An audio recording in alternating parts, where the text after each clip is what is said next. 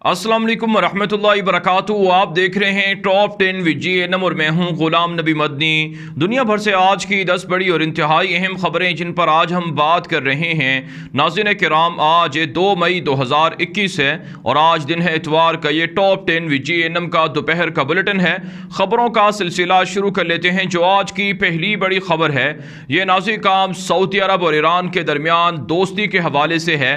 नाज़रीन काम New York times ने दावा किया है कि सऊदी अरब और ईरान के खुफिया इंटेलिजेंस इदारों के दरमियान बगदाद के अंदर, इराक़ के अंदर एक और राउंड शुरू हो रहा है जिसमें सऊदी अरब और ईरान के दरमियान सुलह के हवाले से मज़ीद मामलात को देखा जा रहा है।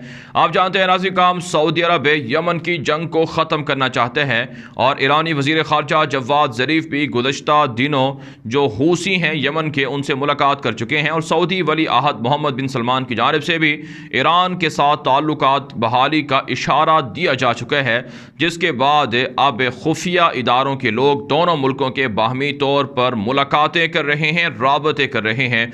इसके अलावा नाज़रीन काम जो ईरान की न्यूज़ एजेंसी है वहाँ पर भी बाकायदा रिपोर्ट नशर हो रही हैं, आर्टिकल लिखे जा रहे हैं कि सऊदी अरब के साथ ताल्लुकात बहाली से ईरान को बड़ा फ़ायदा मिलेगा, जिसका मतलब यह है कि बिल आखिर 5 साल के बाद, 5 साल की लड़ाई के बाद सऊदी अरब और ईरान के दरमियान सुलह हो रही है। अगर नाज़रीन काम ये सुलह पहले कर ली जाती तो शायद इतना नुकसान ना होता दोनों मुल्कों का, लेकिन बहरहाल दोनों मुल्कों की इकॉनमी को इस प्रॉक्सी जंग की वजह से, यमन की जंग की वजह से बेहद नुकसान हुआ है, जो अब पाकिस्तान की कोशिशों से, कतर और दीगर मुल्कों की कोशिशों से ताल्लुकात बहाल हो रहे हैं और सालसी के जो मामलात हैं वो कामयाब हो रहे हैं। नाज़रीन काम आगे बढ़ते हैं। जो आज की दूसरी बड़ी खबर है यह अफगानिस्तान के मामलात के हवाले से है। नाज़रीन काम अमरीका के जर्नैलों ने, कमांडर्स ने इस हवाले से वार्निंग दे दी है कि अमेरिका की फ़ौज का इनखला हंगामी बुनियादों पर जल्दी किया जाए, क्योंकि अगर अमेरिका ने अपने फ़ौजी इनखला को जल्दी ना किया तो तालिबान हमला कर सकते हैं, क्योंकि डेडलाइन गुजर चुकी है, मोहलत ख़त्म हो चुकी है। तालिबान बड़े बड़े हमलों की तैयारियां कर रहे हैं। लेकिन ऐसे काम अंदर की कुछ खबरें ये भी सामने आ रही हैं कि पाकिस्तान, चाइना, रशिया और अमरीकी हुक्काम ने बाहमी तौर पर तालिबान की आदत से मुलाकात करके रजामंदी ली है तालिबान की कि अमरीका के ख़िलाफ़ और काबुल फोर्सेस के ख़िलाफ़ तालिबान मौसम सरमा का ऑपरेशन नहीं करेंगे, बड़े बड़े हमले नहीं करेंगे। इसके अलावा ऐसी काम इत्तलात सामने आ रही हैं कि अफ़गान तालिबान की जानिब से सूबा हेलमंद के अंदर, फ़रात के अंदर और दीगर सूबों में बड़ी कार्रवाइयाँ सामने आई हैं, जिसमें काबुल फोर्सेस के मज़ीद 45 फ़ौजी हलाक कर दिए गए हैं, जबकि 6 टैंक भी तालिबान ने तबाह करने का दावा किया है। इस हवाले से तालिबान के ज़राया ब्लॉग बताते हैं कि लूगर नंगरहार में भी तालिबान का ऑपरेशन जारी है।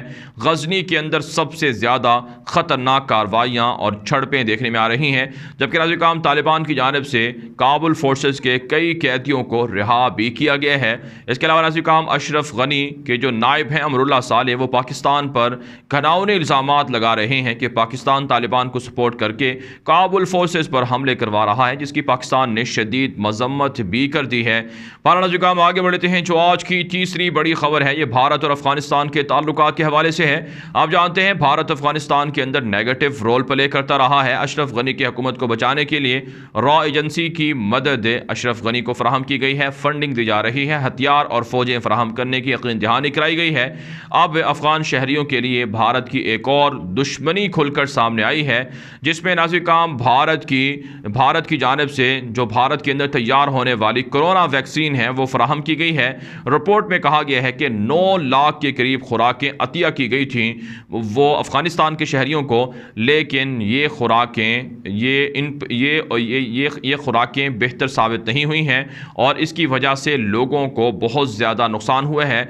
और रिपोर्ट में ये भी कहा गया है, ख़ुद अफगानिस्तान की वजारत सेहत की जानिब से रिपोर्ट है कि जो वैक्सीन दी गई है वो ज़ायदुल मियाद है और इसके अलावा वैक्सीन मुकम्मल तौर पर ख़राब हो चुकी थी, जिसकी वजह से दर्जनों अफगान शहरियों को ये जो कोरोना वैक्सीन दी गई है इसकी वजह से दर्जनों अफगान शहरी हलाक हो चुके हैं, जिसका मतलब ये है कि भारत मुस्लिम दुश्मनी में अफगान शहरियों के ऊपर कितना बड़ा जुल्म कर रहा है। जबकि नाज़रीन काम अमरीका और दीगर बड़े ज़राया ब्लॉग की जानिब से रिपोर्ट नशर हो चुकी है कि कोरोना वैक्सीन जो भारत के अंदर तैयार हो रही है ये ब्लड क्लॉट्स बना देती है, ये खून को जमा देती है, जिसकी वजह से लोगों को मुश्किलात का सामना है। लिहाजा भारत के अंदर भी और भारत से बाहर भी इस वैक्सीन के इस्तेमाल से गुरेज किए जाए। इससे पहले साउथ अफ्रीका ने भी इसी तरह की जो खुराकें अतिया की गई थी, साउथ अफ्रीका को वो वापस कर दी थी, जिसका मतलब ये है कि भारत जो जाली किस्म की वैक्सीन बना रहा है इससे बचना चाहिए। आगे बढ़ने को हम जो आज की चौथी बड़ी खबर है, ये नाज़रीन काम पाकिस्तान, चाइना, ऑस्ट्रेलिया और अमेरिका और भारत के बाहमी ताल्लुकात के हवाले से है।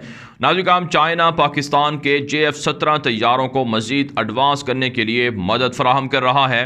चाइना का जदीद तरीन लड़ाका J-20 स्टेल्थ तैयारा है, जिसके अंदर मोस्ट एडवांस मिज़ाइल यूज़ किए जाते हैं। वही मिज़ाइल अब पाकिस्तान के लड़ाका तैयारों के अंदर भी इस्तेमाल किए जाएंगे, जिसका मतलब ये है कि पाकिस्तान के लड़ाका तैयारों की सलाहियत को मज़ीद बढ़ा दिया गया है, जिससे भारत को बड़ी तकलीफ लाहिक हो रही है। इसके अलावा नाज़रीन काम एक और ख़बर सामने आ रही है कि भारत का पाकिस्तान और चाइना के साथ जो सरहदी तनाज़ा है, इसके लिए ज़रूरी है कि Bharat S-400 missile system Russia से लाजमी ले और इसे लाजमी तौर पर सरहद पर डिप्लॉय करे, वरना भारत बड़ी नुकसान का, बड़ी तबाही का सामना करेगा। लेकिन हकीकत यह है कि रशिया से S-400 मिसाइल सिस्टम की ख़रीदारी में अमरीका बड़ी रुकावट है, जिसकी वजह से भारत की हुकूमत परेशानी में मुब्तला है। इसके अलावा रज़ीका में एक और बड़ी ख़बर सामने आ रही है कि अमरीका की जानिब से अब्राम्स नामी टैंक से ऑस्ट्रेलिया को फ़रोख्त करने की मंजूरी दे दी गई है। आप जानते हैं कि ऑस्ट्रेलिया और चाइना के दरमियान साउथ चाइना सी के अंदर हालात कशीदे हैं, इसलिए अमरीका अपने इत्तेहादियों को मज़ीद सपोर्ट कर रहा है और उन्हें मज़ीद मुसल्लह कर रहा है। साथ साथ काम US चाइना के दरमियान ताइवान के बॉर्डर में बड़ा क्लैश भी सामने आया है, जिसकी वजह से दोनों मुल्कों के बाहरी जंगी जहाज़ आमने सामने भी आए हैं। इस वक्त साउथ चाइना सी के अंदर हालात जंग की तरफ जा रहे हैं। जिस तरह से रशिया यूरोप के दरमियान यूक्रेन के बॉर्डर पर हालात कशीदे हैं, बिल्कुल इसी तरह से साउथ चाइना सी के अंदर अमरीका और उनके इत्तेहादी और चाइना के जंगी जहाज़ और जंगी बाहरी जहाज़ आमने सामने हैं और हालात कशीदा बताए जाते हैं। नाज़रीन आगे बढ़ते हैं। जो आज की पाँचवीं बड़ी खबर है, ये तुर्की से है। नाज़रीन तुर्की के अंदर बदअमनी, दहशत गर्दी फैलाने के लिए PK के नामी कुर्दबागी दहशत गर्द अमरीका और इत्तेहादियों की हिमायत से शाम की सरजमीन से खुफिया सुरंगें बिछाकर तुर्की के अंदर हमला कर रहे हैं। इसी हवाले से एक और बड़ी सुरंग और टनल पकड़ी गई है, जिसके ज़रिए से तुर्की पर होने वाले बड़े हमले को नाकाम बना दिया गया है। इसके अलावा नाज़रीन एक और ख़बर सामने आ रही है कि तुर्की की जानिब से जो यूनान की जानिब से निकाले गए माइग्रेंट्स हैं, जो मुहाजिरीन हैं, रेफ्यूजीज़ हैं, उनको समंदर के अंदर बचा लिया गया है। रोज़ाना की बुनियाद पर दर्जनों शामी मुहाजिरीन को शाम से और दीगर मुल्कों से वापस पहुँचाया जा रहा है, समंदर के अंदर फेंका जा रहा है। तुर्की ने इस हवाले से आलमी बरादरी से शिकवा किया है कि किस तरह से इंसानियत पर जुल्म हो रहा है और कैसे उन्हें बेयारो मददगार समंदर के अंदर फेंका जा रहा है। इस दरिंदगी पर ईरान के खिलाफ पाबंदियां आयद करनी चाहिए। नाज़रीन आगे बढ़ लेते हैं। जो आज की छठी बड़ी खबर है, ये इसराइल और लबनान से है। नाज़रीन ताज़ा खबरें सामने आ रही हैं। लबनान की जानिब से इसराइल पर इल्ज़ाम आयद किया गया है कि सरहदी इलाकों के अंदर जो चरवाहे हैं उनको अगवा किया जा रहा है। सरहदी इलाकों में हालात को कशीदा करने के लिए इसराइल की फोर्सेस, खुफिया इदारे लोगों को परेशान कर रही हैं, लोगों को अगवा कर रही हैं, जो काबिल मज़म्मत अमल है। साथ साथ नाज़रीन एक और बड़ी खबर सामने आ रही है कि एंटी नेतन्याहू प्रोटेस्टर्स एक मरतबा फिर नेतन्याहू की रिहाइशगाह के बाहर जमा हुए हैं।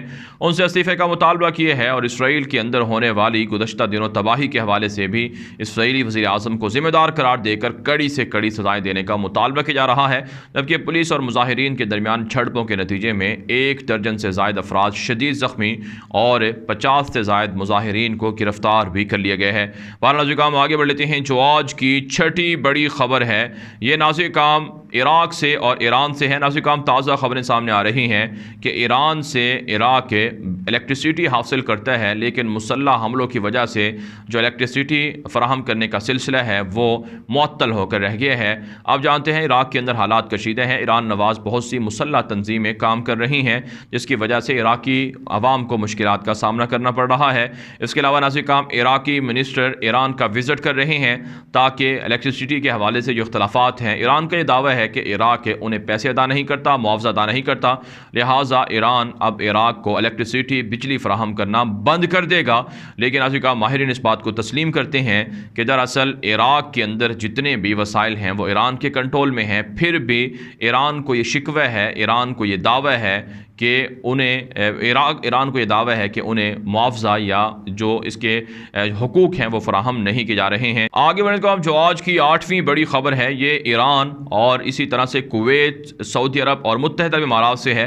नाज़रीन, बड़ी खबर सामने आ रही है। इराकी वज़ीर ख़ारजा जवाद ज़रीफ़ ने कुवैत के वज़ीर आज़म से मुलाकात की है और कुवैत की कारकर्दगी को, कोशिशों को सराहा है कि किस तरह से कुवैत, सऊदी अरब और ईरान के दरमियान सुलह करवाने के लिए कोशिशें हैं। इस हवाले से ईरानी वज़ीर ख़ारजा जवाद ज़रीफ़ कुवैत से पहले वो ओमान का भी दौरा कर चुके हैं, मस्कत का भी दौरा कर चुके हैं और कुवैत का भी दौरा कर चुके हैं, जिसका मतलब ये है कि खलीजी ममालिक के दरमियान और ईरान के दरमियान ताल्लुकात बहाल हो रहे हैं। इसके अलावा नाज़रीन, एक और बड़ी खबर सामने आ रही है कि अबू ज़हबी के वली अहद से जो सऊदी अरब के वज़ीर ख़ारजा हैं उन्होंने मुलाकात की है और बाहमी मुश्तरका जो उमूर हैं उन पर बातचीत हुई है, ताल्लुकात को फ़रोग़ करने पर इत्तिफ़ाक़ हुआ है। आप जानते हैं मुत्तहिदा अरब इमारात और सऊदी अरब यमन की जंग के अंदर इत्तिहादी है, पार्टनर है। अब इस जंग को ख़त्म करवाने के लिए इनके दरमियान भी बाहमी तौर पर राबते, मुलाकातें शुरू हो चुकी हैं।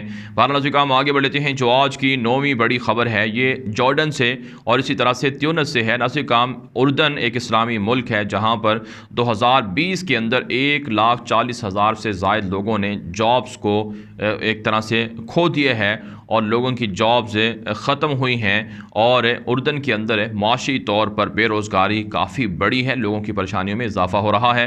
जबकि नाज़रीन, त्यूनिस अफ्रीका का एक अरब मुसलमान मुल्क है, वहाँ पर भी कर्ज़ों की वजह से हालात कशीदे हैं, माशी बहरान है, महंगाई, बेरोज़गारी है।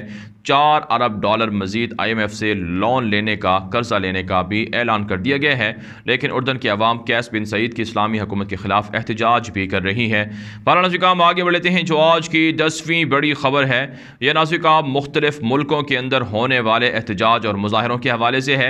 इसमें नाज़रीन वेटिकन सिटी से भी एक खबर सामने आ रही है। पोप फ्रांसिस की जानिब से कहा गया है कि जो दुनिया के बड़े बड़े असलहा बेचने वाले ममालिक असलहा बेच कर पैसे कमाते हैं और इससे इंसानियत का कत्ल होता है, इनको चाहिए कि यही पैसा अब जो कोरोना वायरस है, जो पेंडेमिक है, इसकी रिसर्च पर सर्व किया जाए ताकि लोगों को, इंसानियत को फ़ायदा हो। इसके अलावा नाज़रीन एक और ख़बर सामने आ रही है कि लंदन के अंदर पुलिस को जो इख्तियारात दिए गए हैं, मज़ीद क़वानीन साजी करके कानून बनाकर इख्तियारात दिए गए हैं, एक्स्ट्रा जो पावर दी गई है, इसके ख़िलाफ़ एहतजाज हुआ है। 9 मुजाहिरीन को लंदन के अंदर गिरफ़्तार कर लिया गया है। इसके अलावा नाज़रीन इत्तलात सामने आ रही हैं कि पेरिस के अंदर भी एहतजाज देखने में आ रहा है। सैकड़ों लोगों ने मुजाहरा किए हैं पुलिस को और इसी तरह से मुतनाज़ा क़वानीन के ख़िलाफ़, हुकूमत के ख़िलाफ़ मुजाहरे हुए हैं, जिसमें दर्जनों अफराद को गिरफ्तार करने की इत्तलात मौसूल हो रही हैं। जबकि नाज़रीन जर्मनी और बर्लिन से भी एक खबर सामने आ रही है कि प्रोटेस्टर्स का पुलिस के साथ क्लैश हुआ है, जिसकी वजह से कई अफराद ज़ख्मी हो चुके हैं। नाज़रीन दुनिया भर से थी आज की 10 बड़ी खबरें। इन खबरों के हवाले से आपकी क्या राय है? अपनी राय कॉमेंट के जरिए से ज़रूर हम तक पहुँचाएँ। मज़ीद खबरों के लिए आप हमारे ट्विटर अकाउंट्स दुनिया मेरे आगे, ग़ुलाम नबी मदनी और हमारे नए फेसबुक पेज ग़ुलाम नबी मदनी को फॉलो कर लें। आज के लिए इतना ही, इजाज़त दीजिए। अल्लाह हाफ़िज़।